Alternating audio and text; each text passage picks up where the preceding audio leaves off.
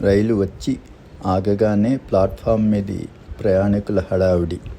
వారిని సాగనంపడానికి వచ్చిన వారి ఆదరాభిమానాల కోలాహలం నడుమ ఎలాగోలా రైలెక్కి బర్తు మీదికి చేరుకున్నాను. అలసిన ముఖంతో చెమటలు క్రక్కుకుంటూ వచ్చి నా ఎదురు బర్తుపై కూర్చుంది ఆ అమ్మాయి.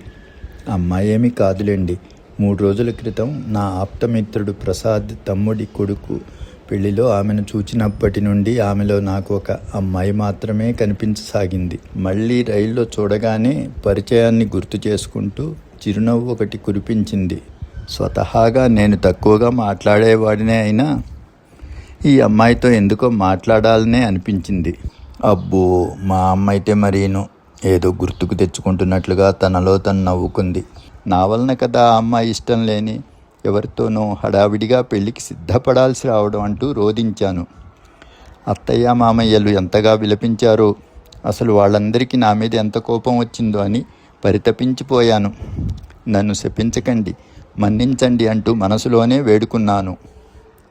ఆ తరువాత కొన్నేళ్లకు మామయ్య కాలం చేశారని తెలిసింది. ఈ విషయం మళ్ళీ నన్ను కలచివేసింది.